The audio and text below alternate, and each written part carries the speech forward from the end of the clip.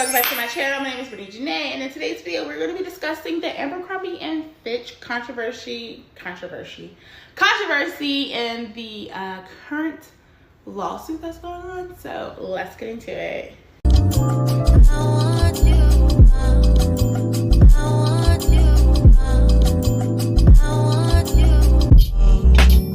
So Abercrombie and Fitch became a cultural icon in the late 90s and early 2000s. It was known for its preppy, all-American aesthetics that heavily appealed to teenagers and young adults, known for its moody, exclusive store atmosphere and provocative ad campaigns featuring toned models.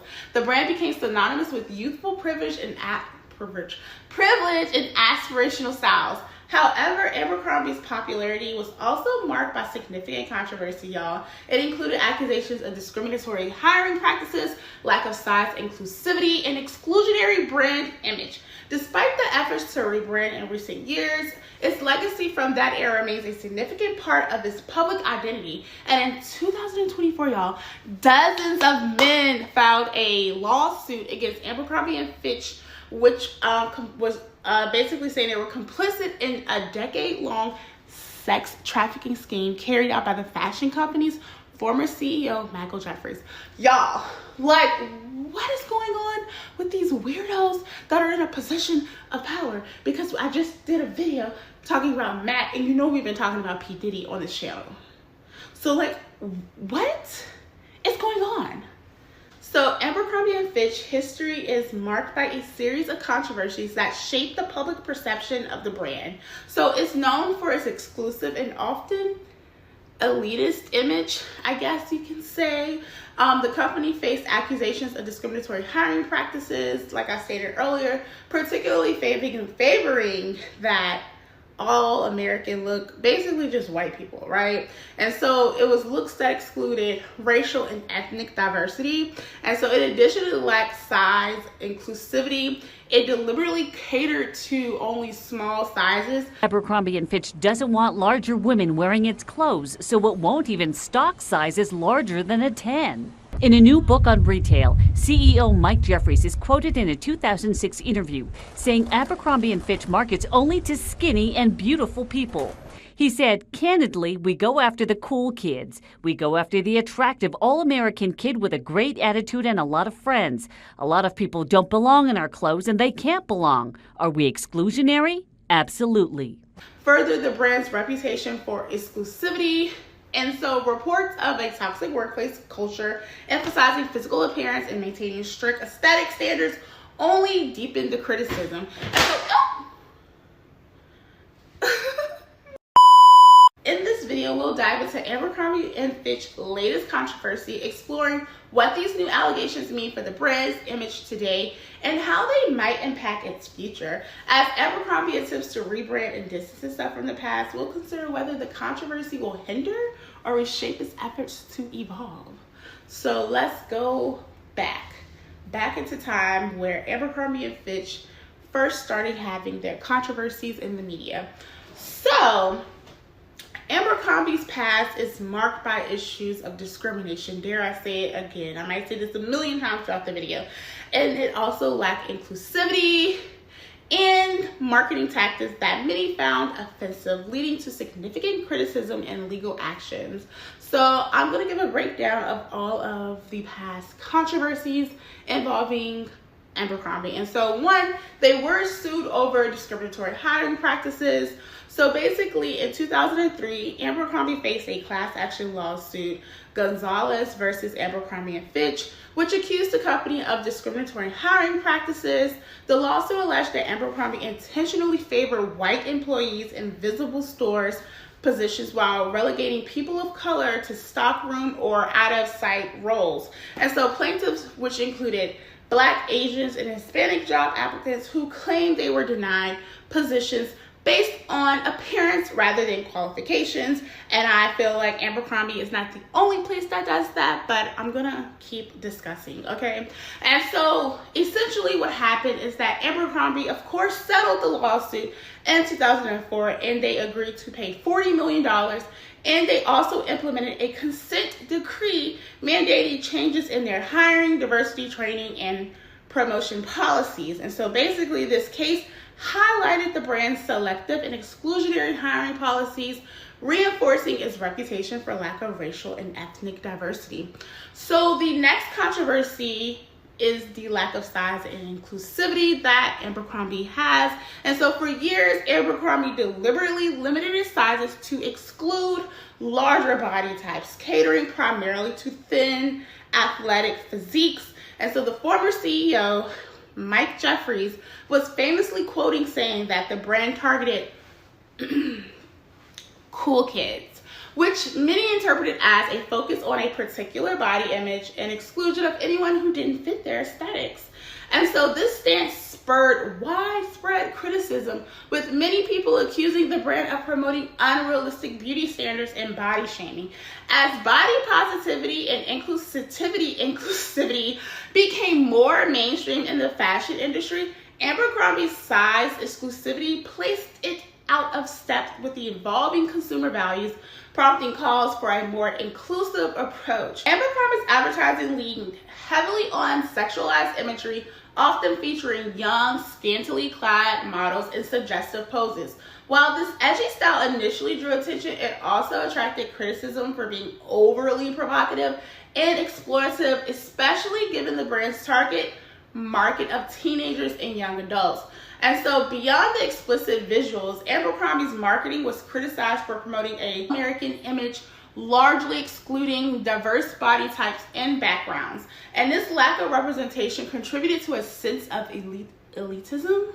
And so it essentially alienated consumers who felt that the brand was out of touch with inclusivity and a broader social value. And so basically, y'all, in recent years, Abercrombie and Fitch has made notable attempts to reinvent themselves, responding to criticism of its past exclusivity by embracing more diverse and inclusive practices. And so what Abercrombie has done was revamp its hiring practice and focused on bringing in leadership that prioritizes diversity. And the company has invested in inclusive recruitment and expanded diversity training for their employees, where they are working to create a more welcoming environment with its stores and corporate office. And so they are trying to distance themselves from the previously exclusionary practices that they had. And so Abercrombie has placed a stronger emphasis on hiring individuals from various racial, ethnic, and cultural backgrounds. And the brand is now vocal about its commitment to fostering an inclusive workplace and has implemented policies to reflect this shift. And so now they are recognizing the demand for inclusivity, and Abercrombie has offered a wide range of sizes with options for various body shapes and sizes in both its women's and men's lines. And so this shift helps the brand align with broader trends in the fashion industry towards body positivity and size inclusivity, y'all. And so basically they incorporated a body positive message into their brand, aiming to make consumers feel that everyone belongs in Abercrombie clothes. Okay.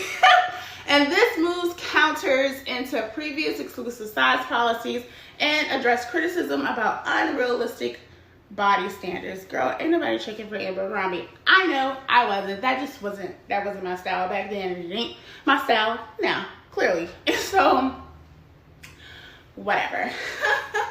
So basically, Abercrombie's current advertising campaign, y'all, is prominently featuring models of diverse ethnicities, body types, and personal styles, showing a range of identities that differ from the brand's previous all-American image to this diversity that reflects a more inclusive and realistic representation of the modern consumer. And so also another thing that they are doing or trying to do is move away from that provocative imagery that they had in the past. And so Abercrombie's marketing has become more subtle, family friendly, and focused on relatable stories rather than sexualized imagery. And so I don't know, what was that? me trying to be sexy for the camera. And so this change reflects a shift in the brand's values and acknowledges changing social norms around marketing to young audience. And so the brand's message now centers around self-expression, community, and lifestyle, aiming to connect with the customers based on shared values rather than an exclusive image. And so Abercrombie's website and social media channels or pages or whatever now often highlight personal stories, social causes, and cultural diversity when you go look at it. So now getting more into the topic for today's video in regards to Abercrombie, we're going to talk about what happened in 2022. So in 2022, a Netflix documentary called White Hot: The Rise and Fall of Abercrombie brought renewed attention to the brand's controversial history, including its discriminatory hiring practices, size exclusivity, provocative marketing, by exposing its issues to a broad audience. The documentary reignited public criticism and challenged Abercrombie's rebranding efforts, reminding viewers of the brand's problematic past. As a result, while Abercrombie has worked to rebuild its image, the documentary highlighted the deep-rooted perception that still influences how consumers view the brand today. And so the most recent controversy, right, it involves extremely serious allegations against our former CEO, Mike Jeffries, who is accused of running an international sex trafficking operation from 2008 to 2015 with his partner, Matthew Smith, and another associate who allegedly, y'all, I can't. Let me slow down, because why is the world like this? Okay, I had to gather myself for a second, because why is the world like this? So basically, Mike Jeffries and his significant other between the years of 2008 to 2015 are accused of luring young men with the promise of modeling opportunities and coerce them into attending private events where they were required to participate in commercial sex acts. The indictment details how Jeffrey used his power, wealth, and company resources to recruit individuals, leading to federal charges of sex trafficking and interstate prostitution against him and his boyfriend. And so the indictment alleges that Jeffrey, Smith, and Jacobson used coercive, fraudulent, and deceptive tactics in connection with their sex trafficking and prostitution ventures. And so, for an example, among other things, Jeffrey and his peers used other things acting at their direction. So basically, Jeffries, or Mike Jeffries or whatever, his boyfriend, and Jacobson employed a referral system and an interview process that did not inform men of the details of the sex events before they attended.